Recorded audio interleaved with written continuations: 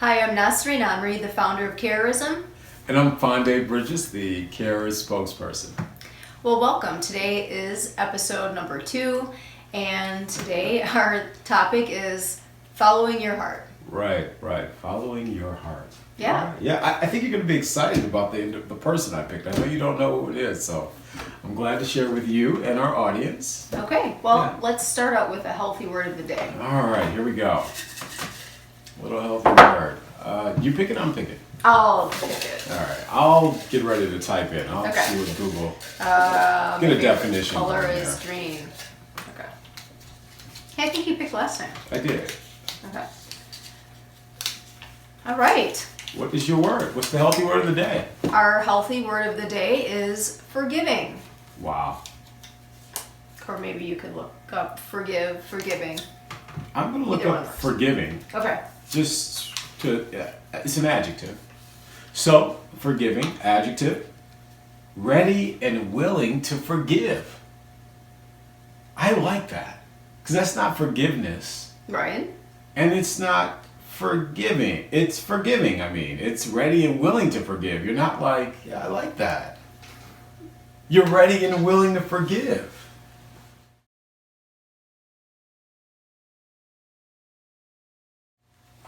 We can talk about my Scorpio rising later and why it means so much to me right now. Be willing, yes, Right. willing to forgive. Willing and ready is huge. Okay, all right. So Okay, well, I'm just going to say one thing really quick, but one of the reasons I truly love the word forgiving is because I think it's very important in practicing our positive psychology. Yes. To be forgiving with ourselves and also other people, but we're human, so ready and willing to forgive yourself. Right. Under all circumstances, Wow. no matter what. I like that. That's I like one way that. that I practice carrorizing myself. Actually, this is a healthy word that I digest almost daily. Wow, forgiving. I did not know that was the definition. I would have taken it for granted. I don't know what I thought it meant. But ready and willing. All right. Anyway, All right, so we go on to the next. Yeah. So following your heart. Are you going first or am I? Go ahead. I can go first? Yeah, I am please do. so excited. Okay. First, I want to start off with, I think a lot of people know the person I chose. I'm going to do something different. So for me, I always pick somebody based on a quote. That's kind of where I've been so far, right? And the quote is, I'm responsive to my public, but I also follow my heart. The words were right in harmony. Follow your heart, right? Right. That's right there. Right there. So I chose someone that began practicing their art form at 10 years old. Okay. Okay? At the age of 17, they were playing in Barry White's orchestra. Despite the fact that when they first attempted to get into the school band, they were denied. First year, freshman year, going into high school, they were denied. Okay. Moving on, let's go on to college. They actually, though they love music, they graduated from college Phi Beta Kappa. And maybe a lot of people don't know what it is, you can always look it up. But I'll tell you a little insights. It's the U.S.'s most prestigious and oldest academic honor society. They didn't just do that when they graduated, they also graduated magna cum laude. So that's pretty interesting. Okay. They love music, but clearly they have a mind on their shoulders as well. They love the music, but they also have a brilliant intelligence. In 1992, they became the best-selling instrumental artist ever when they released an album called Breathless. There you go. Speaking of Breathless, I'm still clueless, but are it's you okay. are you still clueless? All right, I love that. So look, speaking of Breathless, I bet a lot of people got it though. I bet people probably sure. have it somewhere in their database of music, wherever you have these modern times. But speaking of Breathless, right? In 1997, they got the Guinness World Record for holding an E flat for 45 minutes and 47 seconds. 45 minutes and 47 seconds. Okay. Okay? I'm just impressed that was a thing that could be in the Guinness Book of World Records. But Hey, well, you know, if you do it well, you do it great. Yeah. The Guinness Book of World Records is there for you. A few final fun facts, right? He has an aircraft pilot, like a licensed pilot, to fly aircrafts, does it all the time. okay. Also is one of the early investors in Starbucks. Ah, smart man. Magna cum laude. Right, they already showed. Yeah. It was bound to happen. So the person I chose, and I won't do a drum roll. Last time I shook the camera, I'll calm down. I do remember that. Okay. Kenny G. Oh. Kenny okay. G. Kenny All G. right. Yes. I bet you didn't know. I did not. No. No, all those facts about Kenny Right. G. If you would have said elevator music, I might have. I knew I'd give it away if I started talking about smooth jazz, so I just walked away from those opportunities. But Kenny G. Okay. Did you know? I didn't. Okay, I'm glad to be able to share that. And remember, the quote was, "I'm responsive to my public, but I also follow my heart." That's beautiful. That's gorgeous. Yeah.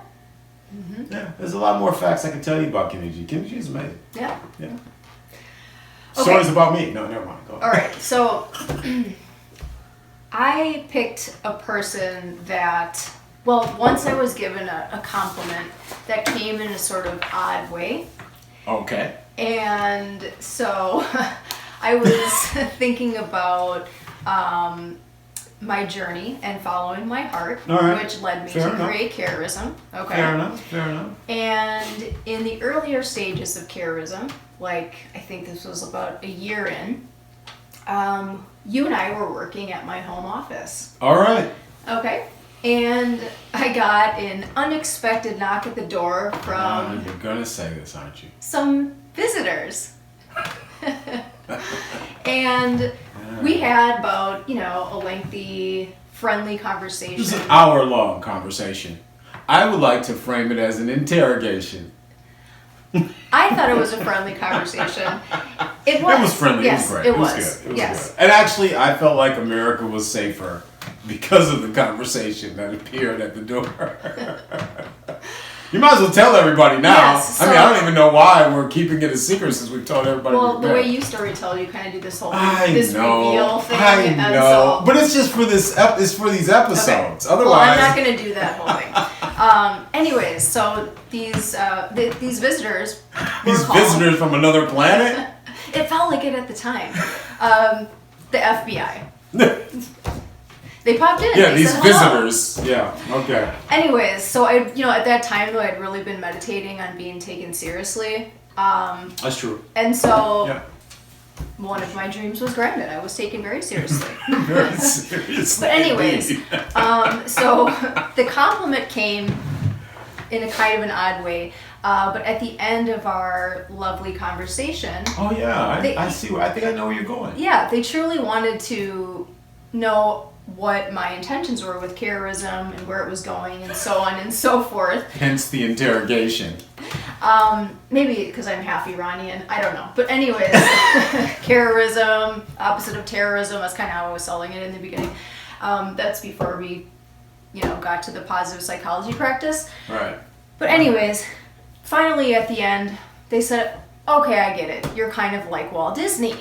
And I was like, thank you. So Walt Disney is the person I chose to No talk doubt. about. Yes, No he is a great example of a human who followed his heart. True. Okay. Very true. And I mean, he loved drawing, and he would, since he was a young child, and he would first start to copy cartoons from the newspapers, and he was a delivery news boy, and Oh, wow. and so he just continued throughout his whole life. Like, he never let up. He didn't Okay. exactly know where he was going, but he then continued to follow his heart and his passion, and became, he took classes in arts and film and things of that nature. But one of the quotes that, well, it's not really a quote necessarily from his words, but it's from one of his animation movies. Oh, okay. Pinocchio. Okay, but it's from one of his songs. Okay. And so in this song, it says, "Anything your heart desires will come to you. Mm-hmm. If your heart is in your dreams, no request is too extreme." Oh, if your heart's in your dreams, no request is too extreme. Like if you put your heart in it. I got you. Right, and I absolutely love that. And so, and then another great example of him like following his heart, other than obviously you can look at his whole life and be like, oh yeah, he completely followed his heart, but you know, like sometimes it's hard to tell until there are those moments when people are against you, which this is where, we have to use the healthy word of the day, I'm going to say, he was very forgiving, I think. Of himself even. Of himself and probably with the people around him. But, so before he did this magical feat, so to speak, the producers and directors, they were against him, and they said there's absolutely no way that you can produce a full-length animation film.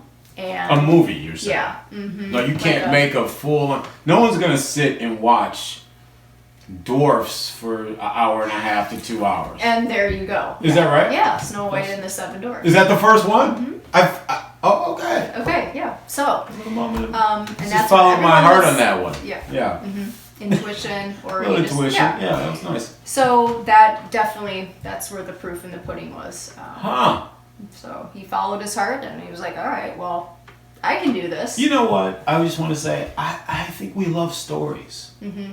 And so it's amazing to think. Are you telling me he started the, animation movies? Mm-hmm. That's him. Mm-hmm. Mm-hmm. And now there's just, infinite things.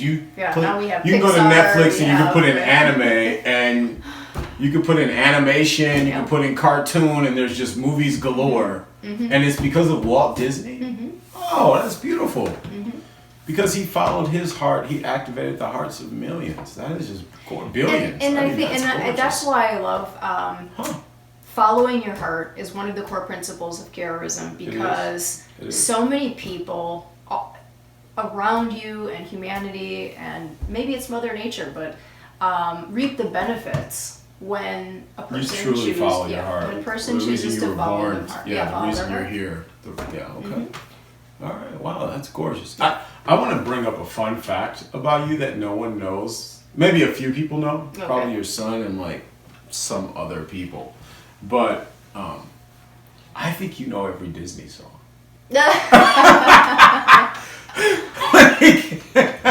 Quiet as it's kept. I think some of the earlier ones, but not Snow White. There are these moments where Disney songs come on randomly in commercials or something else. Okay. And she kicks right in. She knows every line, every lyric. The Disney Channel on Pandora.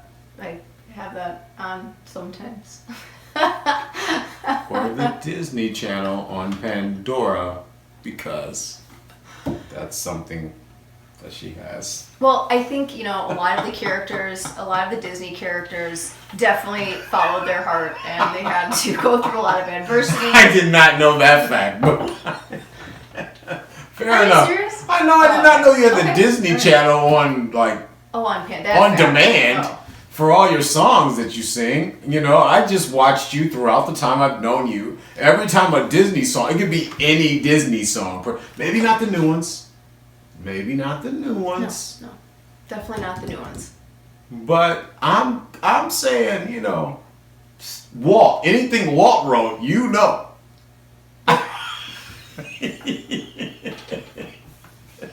Anyway, all right, so. I'm going to be very forgiving of that comment. Thank you. As if I cared, really, but I know you don't. It's a fun thing, because I love that you chose Walt Disney just because I know how much you love the songs. And so That's funny, because I didn't even really think of that. But you're absolutely right. Yeah. Yeah. Mm-hmm. Yeah, I think that's. Oh, that didn't even cross your mind. It didn't cross my mind. Cool. All right. So we should probably get on to the question of the day. Yeah. Question of the day. All right, so today's question is, what do you do if you get bored? Like, how do you Did you characterize yourself? Or? Yeah, like how do you like what happens if you're bored? What if what do you do to activate your life? What do you do? Like, do you get bored maybe? And what do you do if you find yourself bored? So, okay. And maybe I had to, Yeah. It was what do you do if you get bored? But maybe do you get bored might be an even better question for you. All right. Well, then there's a lot going on there. So let me just start by saying that before I had Carrorism as my positive psychology practice, there were definitely times where I would say, I'm bored, I don't know what to do, so on and so forth. Okay. Fair enough. And now, I would say occasionally that thought will pop in my mind, but when it does, I instantly activate a healthy word. Because I'm like, there's always something I can be learning. Okay. So I'll characterize myself with a healthy word, learn something new, and I don't feel that, I would say, feeling bored is a lower vibration. Okay. All right. So I don't get bored. And when the thought comes, I'm instantly, it's kind of like a kung fu, like, whoop, bored, be gone. Because this place is way too interesting. And there's Earth you're talking about. The Earth. The whole there's planet. So there's so many things know. going on. And there's so many things you do not know. That is a really brilliant insight. Right, there's always something to learn. I know that's for sure. I mean, So if you're I feel like if you're constantly something to learn. Yeah, if you're truly bored, then you're not taking an action. And the action is to then choose to learn something and go after that. Wow, that's a great insight. That's how I feel about that. How about yourself? Well, kind of like throwing it back on you. No, that's fair enough. For me personally, it's a two-part answer for me. One, my mother, who's a visual artist, really awesome lady, she's terrific, Evelyn Terry, you can Google her, she's a fascinating person. She told me early on, she said, only boring people get bored. And I don't know if that's true. I don't even know if that's even accurate. I like how it sounds, though. But I think in that moment when she said that to me, I felt like she gave me the freedom to be up to things. So for me personally, I always have something I could be doing.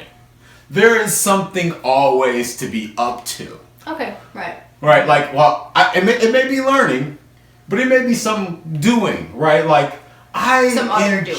Yeah, because there's always like a project, there's always a tactic, a strategy, an opportunity. Something is right there. And if I can just figure out how to make it happen, shazam, then it's really challenging for me to get bored. I haven't been yet. Well, not since I was little. Fantastic. Because I'm always up to something. Right. There's always something to do. I mean, today I learned a lot about Kenny G. I did too. So, all right, there it is. Thanks everyone. Thank you for tuning in. And we'll be moving on to episode 3. But in the meantime, please send in any questions that you have. Yes, please. I know last time he gave out his phone number, but it would be more preferable if you sent in any questions that you have about Carrorism. To carrorism.com. Carrorism.com. Were you going to say that? I was. Yeah. Well, thank you very much. And remember to be kind to yourself, be kind to others, and keep on carrorizing. Goodbye.